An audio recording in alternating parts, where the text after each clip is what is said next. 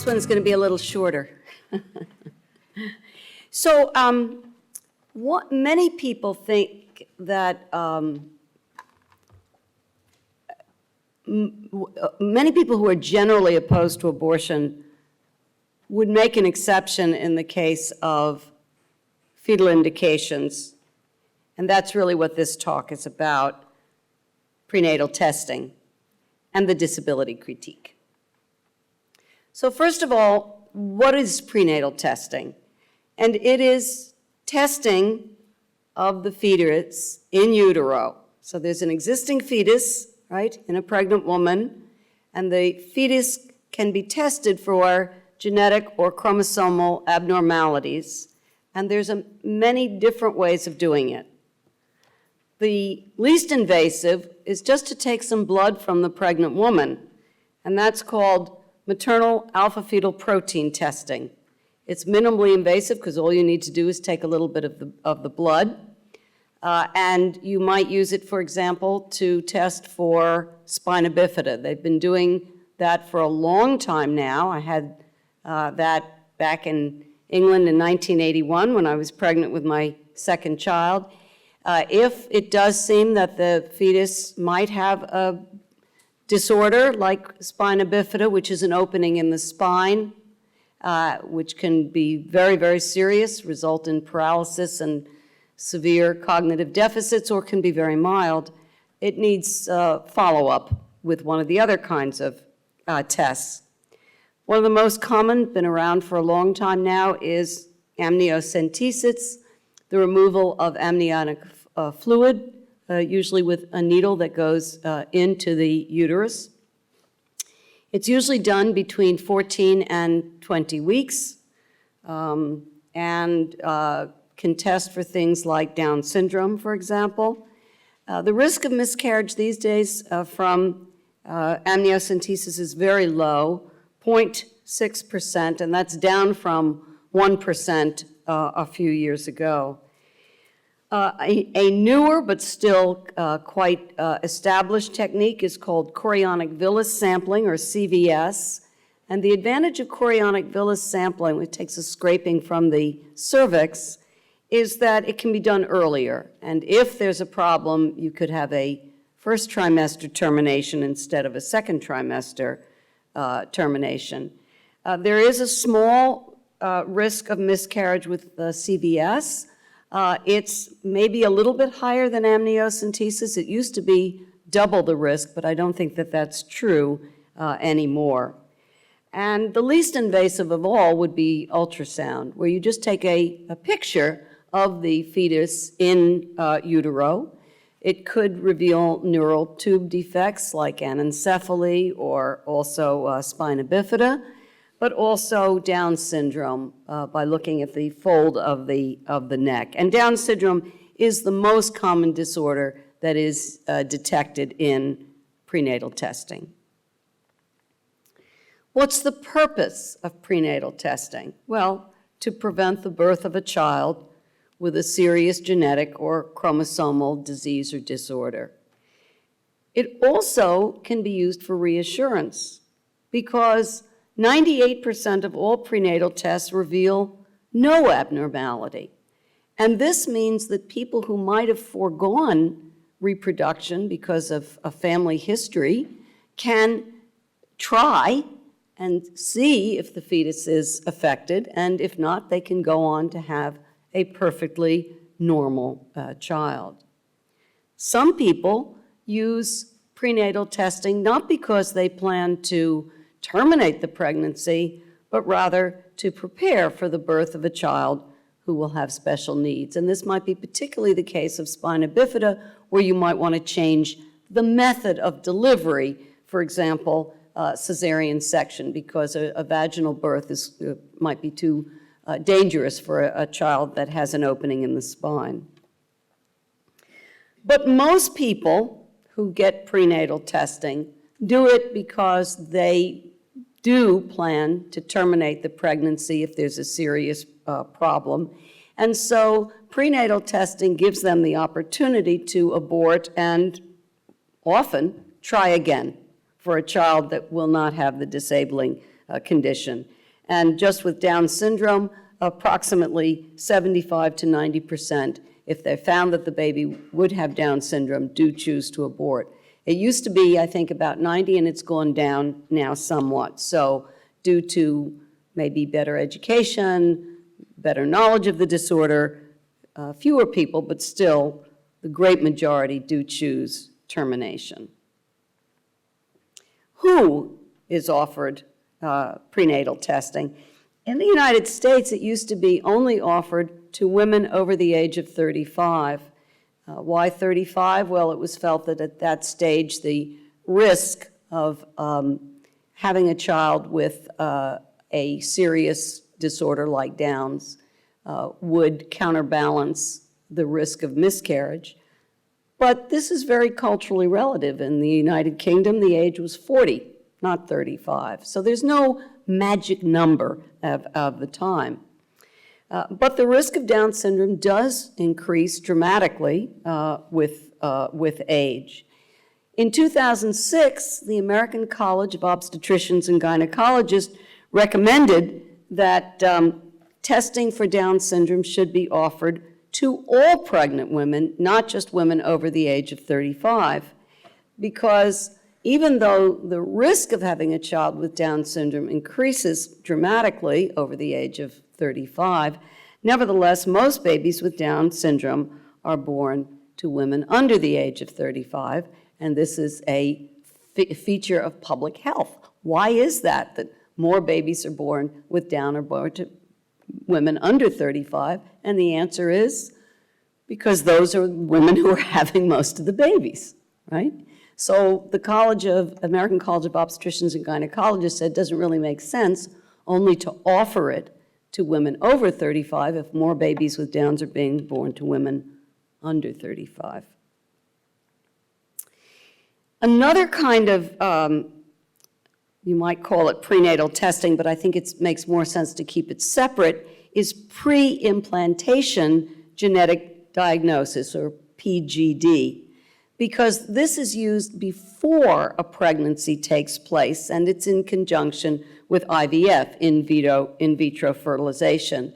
And the basic idea in IVF is that you can, by giving the woman superovulatory drugs, you can get her to ovulate and withdraw the eggs using a needle out of her body. And then those eggs can be put in a petri dish and fertilized with either her partner or husband's sperm or a sperm donor. And then those little embryos can be grown to 8 cells. And at the 8-cell stage, you can remove, without harming the embryo, they've discovered, 1 or 2 cells and test them for these various genetic diseases.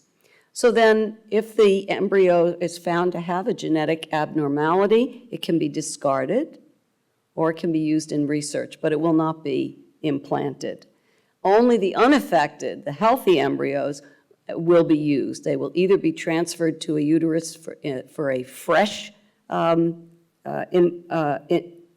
implantation, or they can be frozen for future use. The process of removing eggs is very onerous and it's also expensive. So what you want to do is get as many eggs as can be safely removed and fertilize all of them, put the ones that you're not going to use now into the freezer.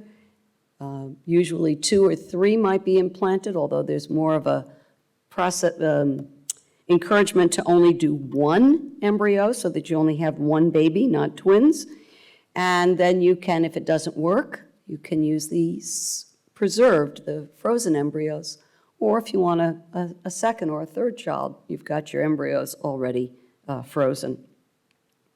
So one of the things that differentiates PGD from prenatal testing is there's no abortion with PGD, as there would be with the other methods, whether amniocentesis or CVS or ultrasound, only embryo discard prior to transference into a uterus. And many people regard embryo discard as morally different and preferable to abortion. There isn't being committed yet to a pregnancy, so they don't see this as problematic. Now, there's a very common misunderstanding, I think, about prenatal testing, and it has to do with the way it's often presented to pregnant women. Do it for the sake of your baby. You should have prenatal testing to ensure the birth of a misprint there, healthy baby, right? And this makes it sound like it's the same kind of thing as taking your prenatal vitamins, or not smoking, or not binge drinking, or not taking drugs. But this is wrong on 2 counts. The first is just an empirical question, which is, just because you have prenatal testing doesn't mean that the baby's going to be born healthy. You can't ensure that. For one thing, not all diseases are detected, or problems are detected by prenatal testing. And the second thing is that not all poor outcomes are caused by disease, right? You could have a perfectly healthy fetus and then a not healthy baby because of problems with the labor or delivery, something could go wrong. So there's no guarantees in obstetrics. But there's also a more important philosophical question, which has to do with identity. Because with prenatal testing, you cannot make this baby healthier by testing it. All you can do is find out if this fetus has a defect or a disease or a disorder and terminate the pregnancy. It may result in a healthy baby, but it'll be a different one. It will be one that comes from a subsequent pregnancy if the parents choose to abort and try again. And the same thing is true for PGD, right? It doesn't treat the embryos, it simply identifies the embryos that are affected with some kind of disease or disorder, and then they're discarded, and only the disease-free ones will be implanted. So there is a very important difference between doing things like taking prenatal vitamins, which will make this fetus healthy and whole, or avoiding smoking during pregnancy, which might have a bad outcome on the health of this fetus and that becomes this baby, and prenatal testing, because the only thing that happens in prenatal testing to improve the health of the outcome is that you get rid of the unhealthy one and perhaps replace it with a healthy baby. Is that clear to everybody? If it's not, we'll go over it in the question period as well. Now, some people are opposed to prenatal testing, and some of the opposition to prenatal testing comes from a general opposition to abortion. So, because prenatal testing, although it doesn't have to lead to abortion, I gave you some people might want to have prenatal testing to prepare for the birth of a child with special needs. And of course, as many more pregnancies might occur because of the possibility of prenatal testing with people who wouldn't have embarked on reproduction, but will because they have this chance to make sure that they're not going to give birth to a severely affected child, and then they find out everything's okay. So it isn't necessarily connected with abortion, but on the other hand, 75 to 90% of all women who get a bad outcome do choose abortion. So if you're against abortion, you might also be against prenatal testing.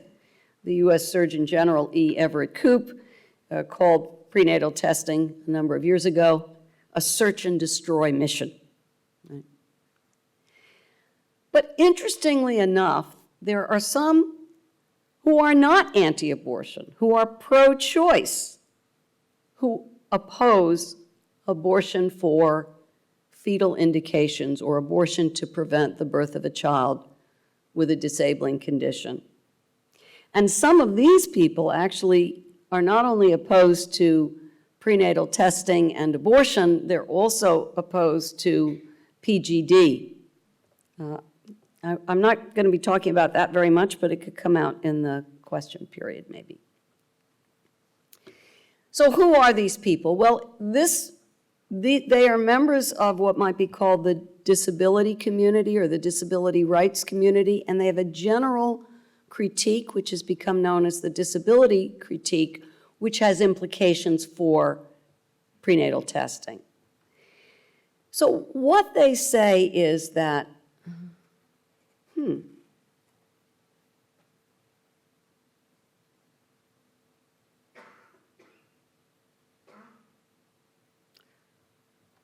right, doesn't look like what I thought I did today, but never mind, we'll go with this.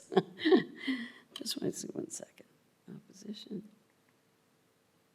Okay, that's why I'm getting confused. Never mind, it's okay. So what they say is the reason people think they need prenatal testing is because they have either an ignorant view about life with a disability or they have prejudice against people who have disabling conditions. And basically the ignorance is people think that living with a serious disability is a horrible life for the child, that the child will suffer. So if you care about your children, you don't want them to be born with terrible disabilities, so you ought to have prenatal testing and terminate the pregnancy. But in fact, as members of the disability community have pointed out, research indicates that people living with disabilities are about as happy as those who are able-bodied, right?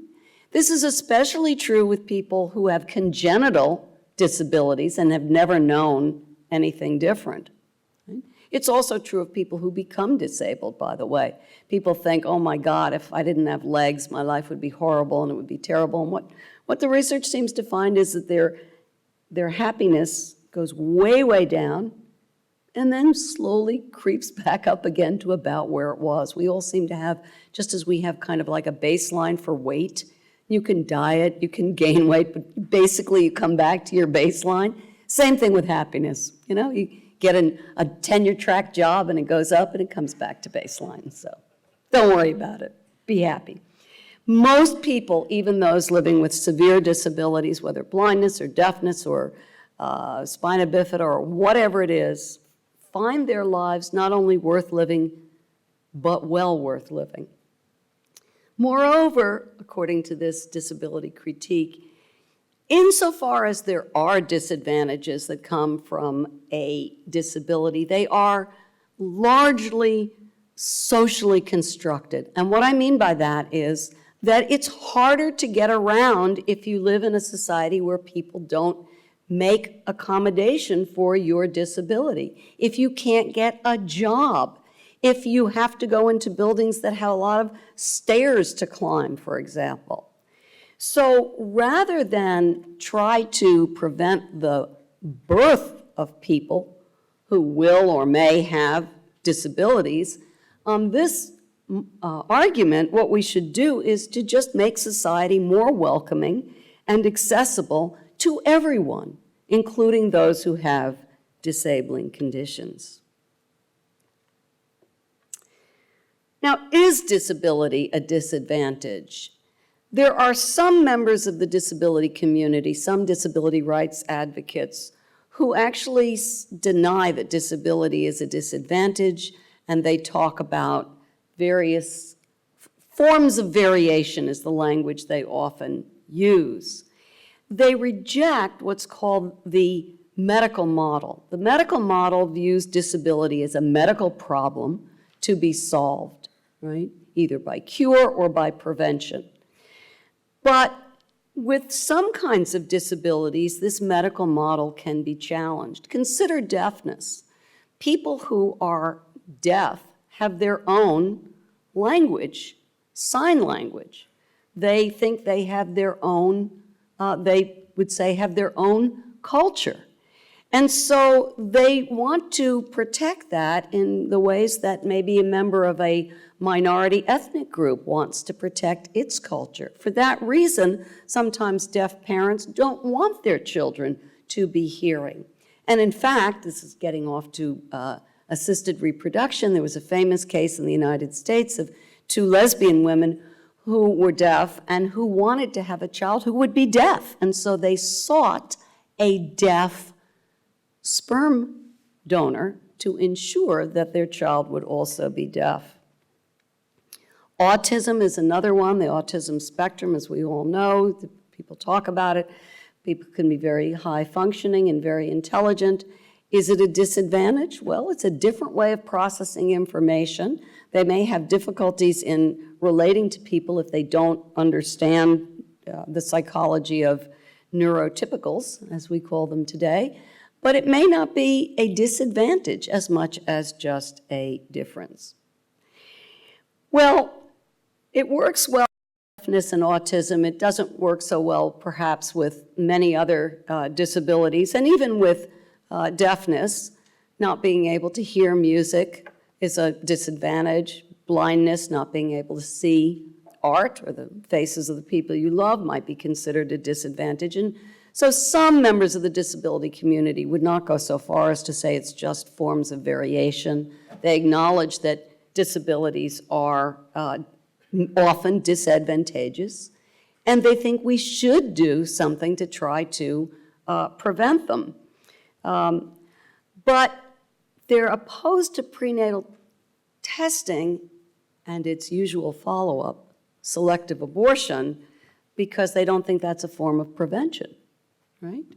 So they want to make a difference between prevention and preventing the disability and preventing the person with the disability from coming into existence. So they would say, sure, it's morally right to prevent a disability or a disabling condition in a particular individual. So pregnant women should get enough folic acid because a lack of folic acid can result in neural tube defects. They shouldn't smoke because babies born to heavy smokers can be low birth weight, which has its own sequela of problems. And they shouldn't binge drink because of fetal alcohol syndrome, and they shouldn't take illegal drugs because of neurological problems. But they say that's preventing the disability in a child who could have been healthy or whole. They think it's morally problematic, if not wrong, to try to prevent disability by preventing a disabled person from coming into existence. That they see as kind of an attack on people with disabilities, and they are opposed to that. Not all of them, some of them. Right? So Adrienne Ash's, she died not very long ago, was a member of the disability community and herself was blind. And she has a particular argument about prenatal testing and using abortion to prevent disability. She's pro-choice. She thinks that abortion is morally acceptable if the woman does not want to become a mother. That is, she does not want to have any child for whatever reason. Okay? But if she wants a child, she wants to become a mother, to reject the child that she would have because of the possibility that this child will have a disabling condition, that she finds morally problematic. Either the result of ignorance, that she just doesn't know what it would be like either to live with the disability or to parent a child with the disability, or because she doesn't think that she can get the joys of parenthood by parenting a child who is going to be seriously disabled. And she thinks that's just wrong. She's had a great life, even though she was blind from birth, probably caused by being premature and getting too much oxygen in the neonatal intensive care unit. So her rejection of this child, sometimes this is called the any particular distinction, her rejection of this particular child stems from inaccurate ideas, both about living with disability or parenting a child with a disability. And she also thinks that she can analogize this to something that most people would regard as wrong, namely abortion for sex selection. People think, oh, you should be happy whether you get a boy or you get a girl. And if you think you can only be happy with a boy because you can take a boy fishing and you can throw a ball around with a boy, then we say, you know, you can do it with girls too. They actually have arms and they can They can catch balls, right? So people say you should be happy with either one. Well, she wants to say the same thing about having a child with a disabling condition. Yeah, your child might be blind, but that doesn't mean your child can't go to school, can't learn, can't love you, etc. Yeah, your child might be cognitively disabled. That doesn't mean you won't love that child. People have children with serious cognitive disabilities, and they love them, and they get all the rewards of parenting. So she thinks that these two are comparable. How do I respond to Ash? Well, I certainly acknowledge that many of the disadvantages that come with disability are socially constructed. And to the extent that they are, they should be socially remedied. And we've seen that already. Society's made tremendous progress toward that. And Hong Kong, by the way, I think is terrific. I mean, they've got these rubber pathways for people who are blind in the MTR. And you see people navigate. It's hard enough for those of us who can see to navigate, and they do it well. Why don't we do that in New York? I don't know. It's a great idea. Okay. But I also think at the same time, it's reasonable for parents to wish to avoid, for people to wish to avoid disability, and reasonable for parents to wish to avoid disability in their children. I don't think there's anything morally problematic about preferring to have a non-disabled child. And think about it. If there really was no difference and it didn't matter, then as the woman was about to take her 8th martini, how could we say, what? You shouldn't do that? She'd say, why? Are you prejudiced against the cognitively disabled? Right. It is better for children to be born healthy and whole if that can be prevented. But that's only half of the argument. I think that it is, yes, you can get a wonderful experience with having a child with a serious disability, but it is dishonest to say that there are no burdens that come with that. What Ash says is, yeah, there are burdens that come with having a genius too. Yes, I'm sure that's true. But it seems to me that that there are burdens. For example, people who have a child with Down syndrome have to worry about what will happen to that child after they die, for example.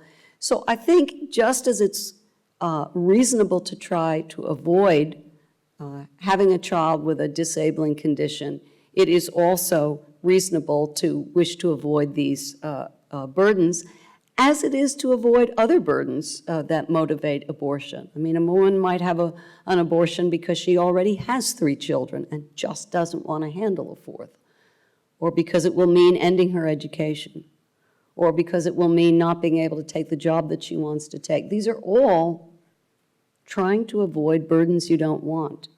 And having a child with a serious disability can also, I think, be burdensome and a reasonable basis for abortion.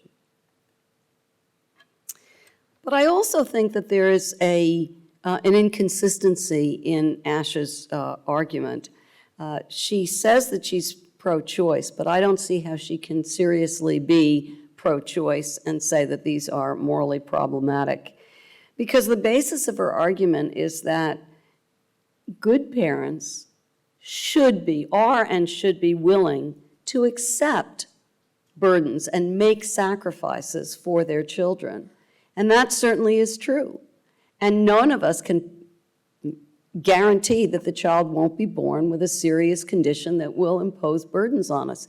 It's part of the game of becoming a parent.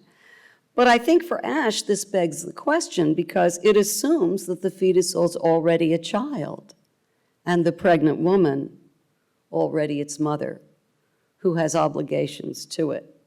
That's a very plausible position for someone who is pro-life and anti-choice, opposed to abortion. They think of the pregnant woman as already the child's mother. But for women who are people who are pro-choice, it isn't yet her child. She isn't yet its mother, and therefore she still has the choice whether to become a mother in these circumstances, given these burdens. where do Ash and I agree? And we do agree. We were on a working group together, and at the beginning of the working group, there were those who were in favor of prenatal testing and those in the disability community who were against it, and we sat on opposite sides of the table and glared at one another. But after several meetings, we became very fond of one another, and we realized that we actually had a lot of common ground. I think all prospective parents should be given accurate information about disability if they want it. I don't believe in forcing information on people who don't want it, but it should be available to them. And one of the things that's part of the accurate information is to stop making it seem as if, well, prenatal testing is important for the health of your baby. Well, it's not really important for the health of this baby, but it is one way to prevent having a child with a disability, but only by not having this child and perhaps having another one. It's also important to let people know that most people who live with disabilities have very good lives they value. They do not wish that they'd never been born, right? They may wish that their circumstances were better. Most of them, Ash tells us, worry about things like where they're going to live and what job they're going to have. And that doesn't sound all that different from what people living without disability worry about. Medical professionals should not assume that all pregnant women will want to be tested. It can be offered, but it shouldn't be offered as, of course, this is what you're going to want to do. Nor should they assume that all women will want to make use of the information, should it turn out to show that the child is very likely to have a disability, that all women will choose abortion. Not all women will. It's an option. It's not something they should. And they should watch their language, too. I mean, they say sometimes terrible things like, well, okay, this child, would have had a serious disability, but you can go on to have a normal child. One bad apple doesn't spoil the entire barrel. Not the kind of things you really want to say to parents. So, conclusions. Some of them are pretty obvious. Prejudice and discrimination against people with disabilities is wrong, right? And measures to make society more accessible to those with disabilities should be adopted. Having better services for people living with disability, for families living with a member with disability, and more accurate information will lead some to say, it doesn't matter if the child has Down syndrome. I don't care. I'm not willing to have the risk of miscarriage. I don't want prenatal testing. It will lead some to eschew prenatal testing and selective abortion. But some people, perhaps most people, will prefer to have a child without a serious disability, no matter how good the services are or how inclusive the society. And I don't think this is an ignorant attitude or a shameful attitude or one indicative of the inability to be a good parent. Sometimes it feels like there's a lot of shaming going on. If you can't accept a child like this, how good a mother could you possibly be? So I think that there is no conflict between respecting the rights of existing disabled people and respecting the rights of women to make their own choices about prenatal testing and what to do with the information. As Jonathan Glover said in an article of a few years ago, we don't want to reduce the incidence of HIV because we don't like people with HIV, but because it's a serious disabling condition. And similarly, with many or most disabilities, that it is better if people are born without them. That doesn't mean that we're saying you disabled people shouldn't be here, or that we shouldn't spend resources on you. It's not saying that at all.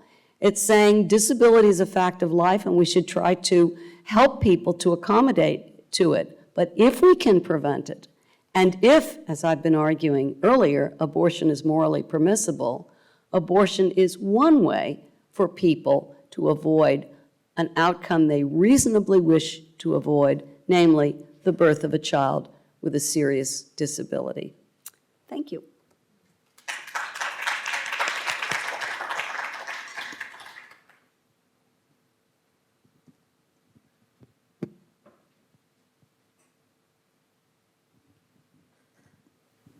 Thanks for that. I just want to ask a question about the definition of disability.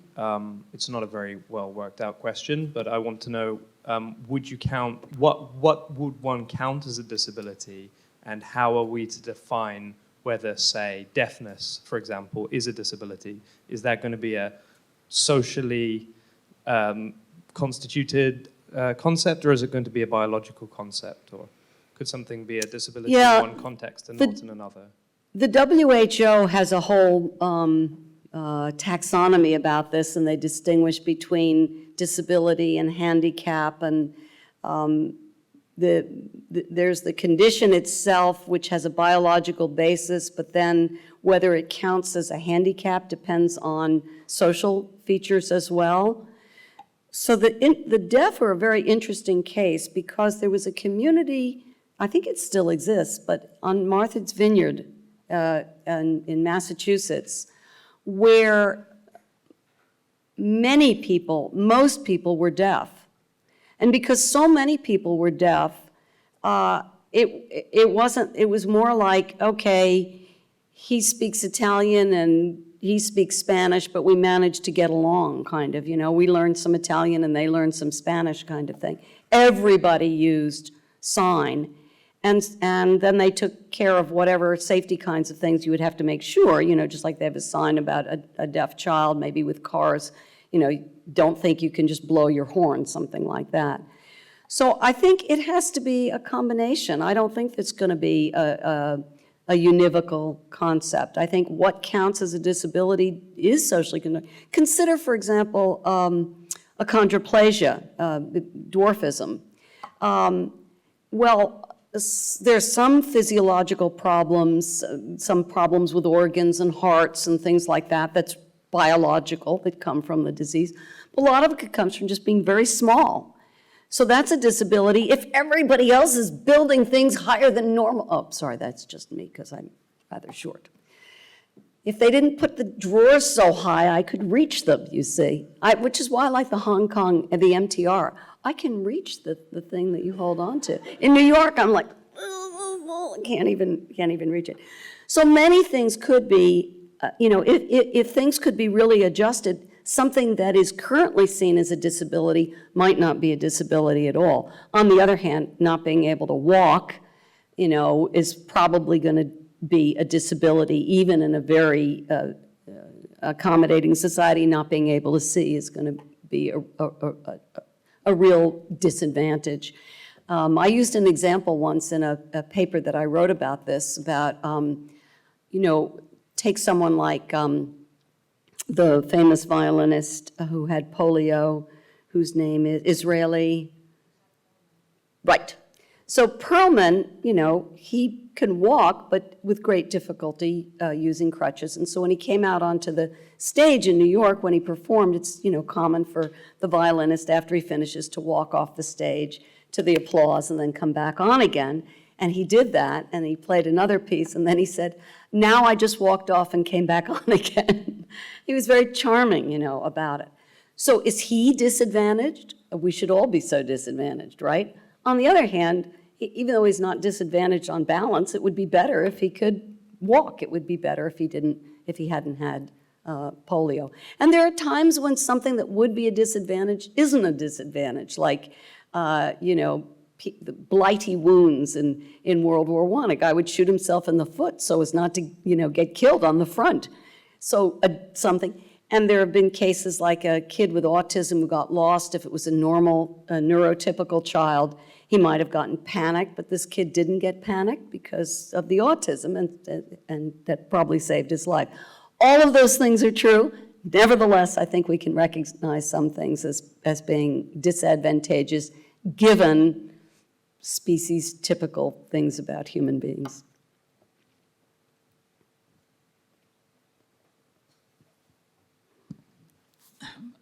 I think there are a couple of assumptions here, particularly regarding disability. In fact, I mean, before I criticize Adrian Ash, you talked about achondroplasia and the reach. I think reach is not important, but all the achondroplasics, by the time they become 35, have severe lumbar canal stenosis. They have intractable back pain. Some of them become impotent. and that never figures up in the disability community. And I in the discussion, I want to say that given a choice, no disabled person would want to be born disabled. And the thing is that, yeah, they don't want to die because they value their life, and that value is not, it's what they have been able to construct. So I think a lot of assumptions have been made here. And I also think that Adrian Ash is living in a completely different world, because I can tell you in 80% of the world where there are people with disabilities, they are severely disadvantaged. And I think I take great exception to the claim that people who are disabled are also happy. I mean, for example, I would be happy if I didn't have any legs, but I want to trade my happiness. I want 2 legs. Yeah, well, of course, I don't disagree with you, but except that I'm not sure you're right that all people with disabilities would have preferred to have been born without them.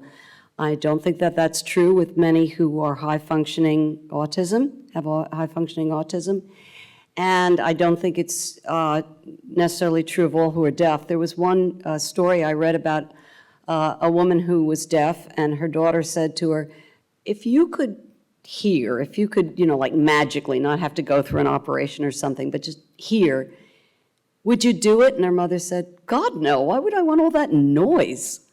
So there may be some advantages to some disabilities, but I take your point. I think you're right.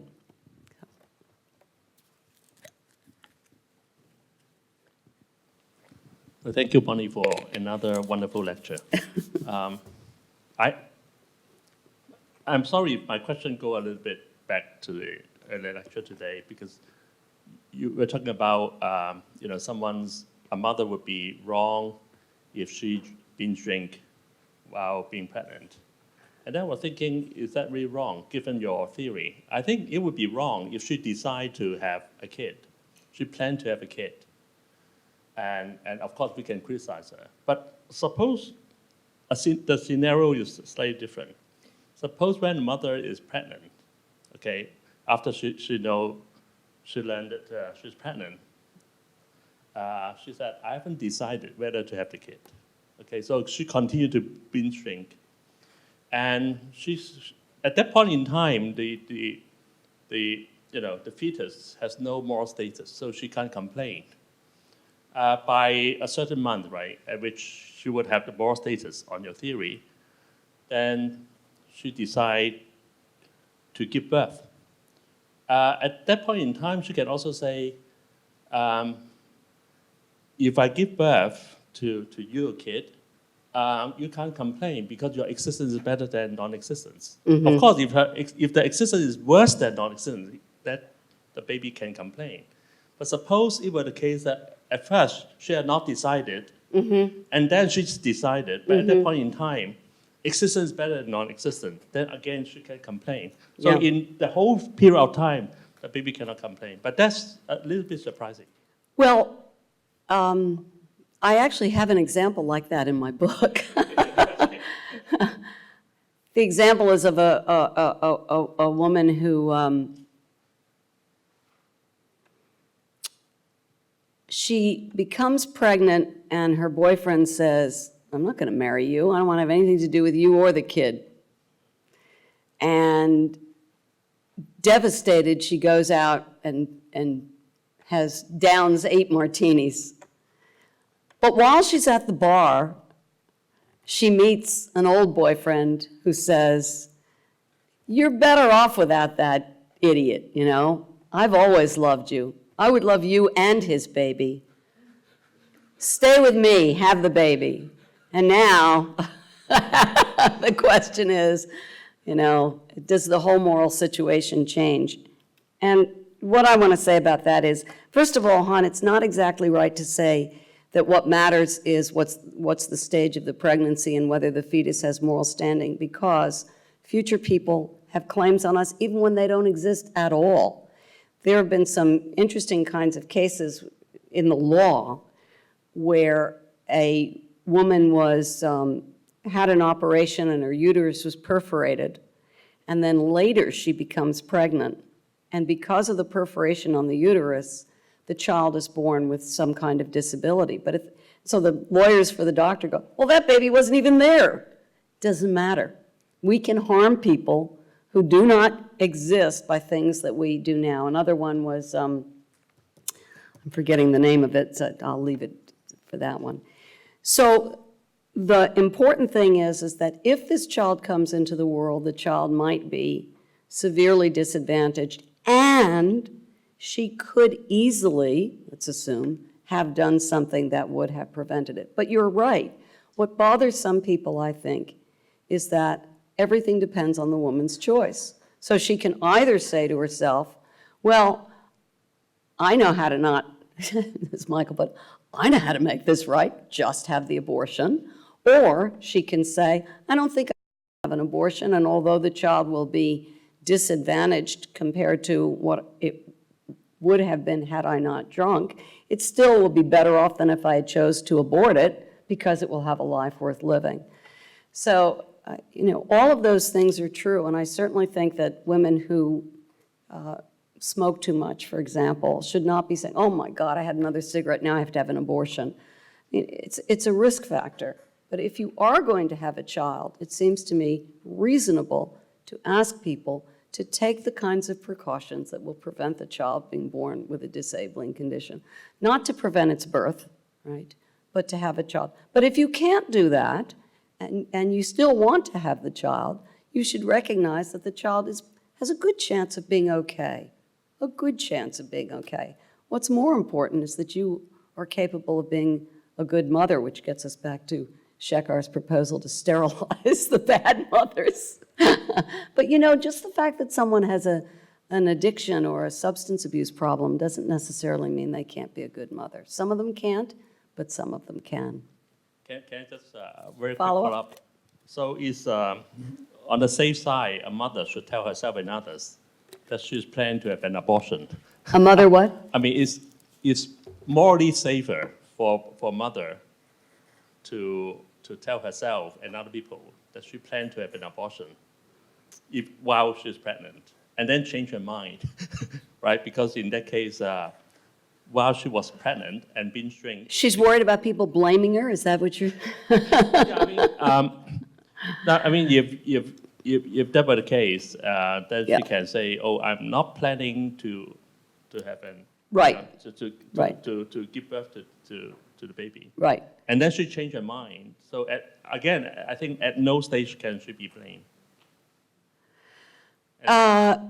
Yeah, and you know what? I'm less interested in the blaming part than I am in empowering women to do what I think most women want to do, which is to have children who are healthy.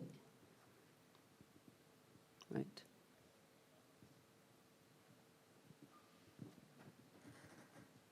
I have two questions. First of all, I have the question about PGD.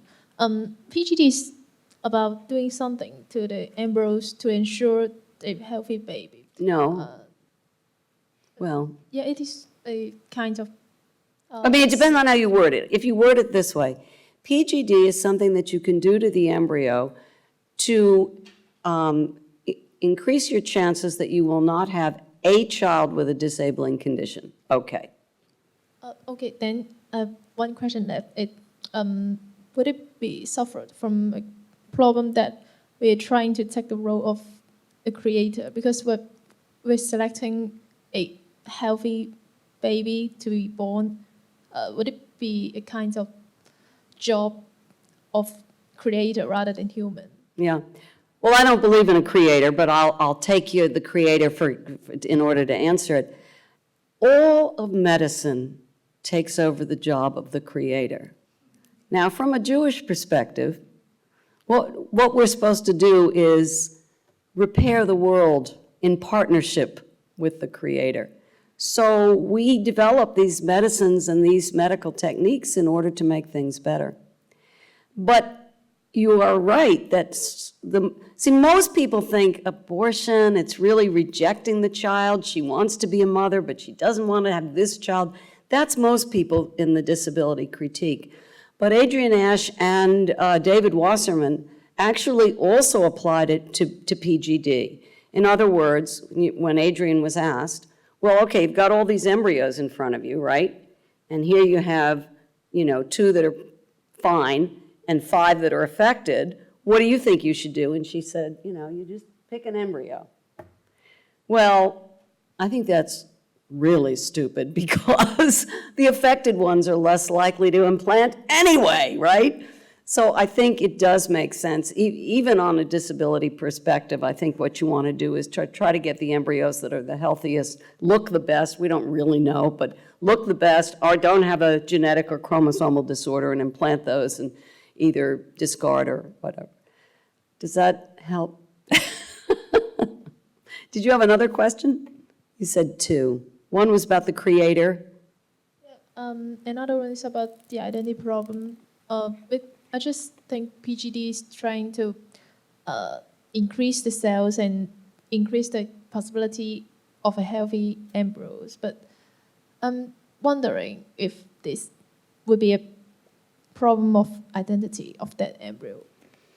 Well, anytime people, let's talk about the normal way of having babies, right, through sexual intercourse. There's always going to be, it's usually, if you're lucky, 1 egg, but lots and lots of sperm. And the identity of the child just depends on luck of the drawer.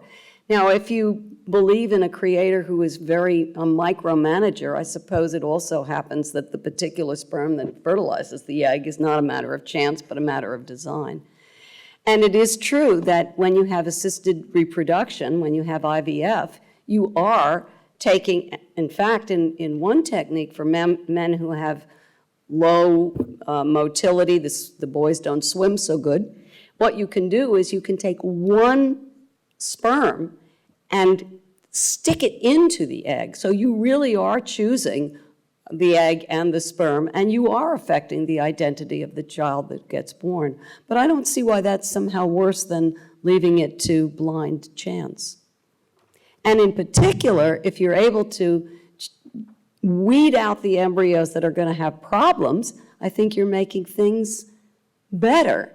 And you're not subjecting the woman to an abortion, which could be psychologically distressing, although most of the time you will want to have follow-up prenatal testing, so it may result in an abortion in the end anyway. It just depends on how adverse you are to that outcome.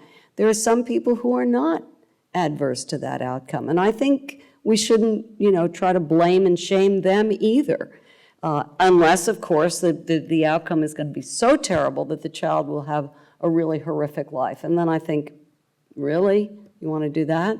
But if it's one of the more common disorders, like Down syndrome or cystic fibrosis, children with cystic fibrosis are now living into their 40s and 50s. You might have a child with cystic fibrosis and not think that it would be so terrible to have another one. I would let people make their own decisions about this based on as full information as we can give them.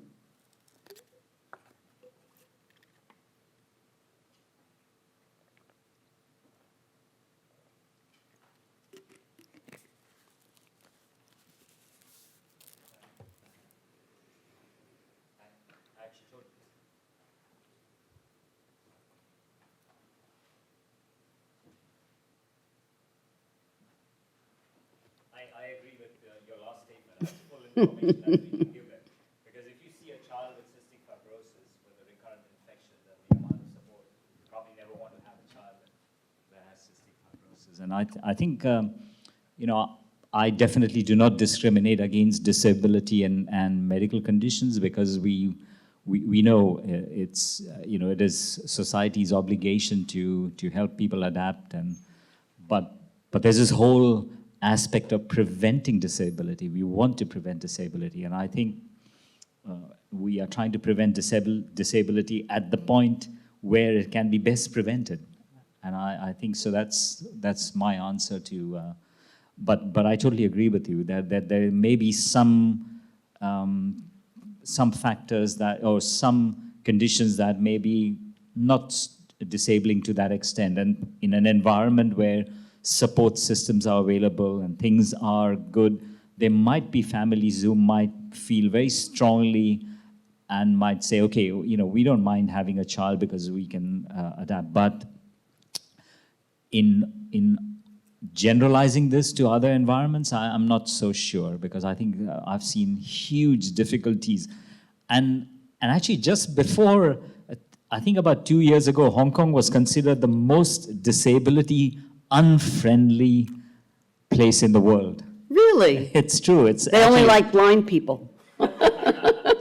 Could be, but in fact, the Prince of Wales Hospital suddenly realized that we had one of our first wheelchair medical students, and they had no access facilities for professionals, and then they realized that they had to get their act together. So they made ramps, they widened, and I must say that raised the profile of the difficulty that disabled people have. Yeah.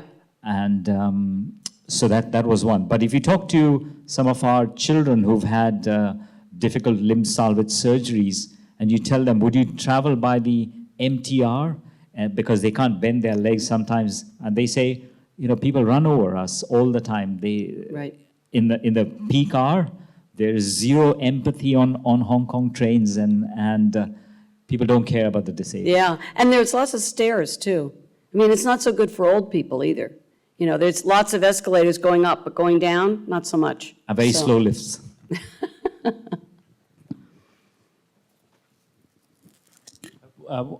One question to clarify your view, because I'm not very familiar with your view. I'm just wondering, does your view allow for, I mean, it seems to allow for late abortion, right? Does it allow for infanticide?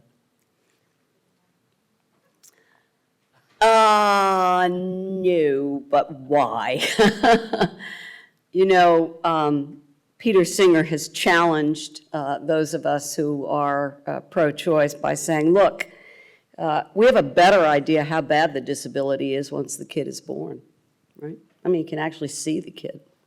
So why not let parents have the option, at, you know, up to a month, say, to kill the kid?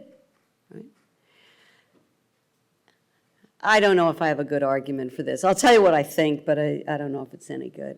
I think we have to draw lines somewhere, and I think birth is a pretty good place to draw the line. Once the child's out in the world, it becomes a member of our community. It isn't just the parent's decision anymore. And so I think that even though it may not be as marvelously consistent as someone like Singer would be, I would be very much opposed to giving parents the option for infanticide, except in those cases where parents and doctors are convinced that the child is suffering so horribly that nothing can be done for the child except to end its life. I think those cases are quite rare, but I would be willing to allow for those, but only in that case. Whereas I think that a woman who discovers in her 5th month or 6th month that she's carrying a child with Down syndrome has the right to make the decision not to continue the pregnancy, but not to kill the child once it's born. And there are, you know, a lot of people who are willing to adopt children with Down syndrome. Not that women should be blamed and shamed into carrying those babies if they don't want to, but if you do want to and you don't feel that you could take care of it, there probably are going to be people who would take care of it. Well, Actually, that suggestion of infanticide after the child is born is actually practically done and conducted by the midwives in many communities, because they do not have access to good antenatal care. They have no idea of what child they're going to bring about, and the pressures of raising, or the stigma of having a disabled child, is so big in those communities. It's actually there's a manual of midwives, and they have techniques of the humane killing of a child. And the commonest one in southern India is the use of mustard seed with oil instead of milk. What happens? Well, the oil gets into the lung, and there's just aspiration pneumonia and a quick death. Oh. I wouldn't say it's not terrible. I think it's terrible. I get the feeling you're saying first world problems.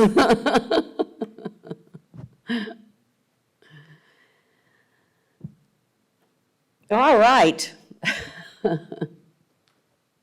Well, let's thank Professor Bonnie Steinbock for these two wonderful lectures. Thank you. Yeah.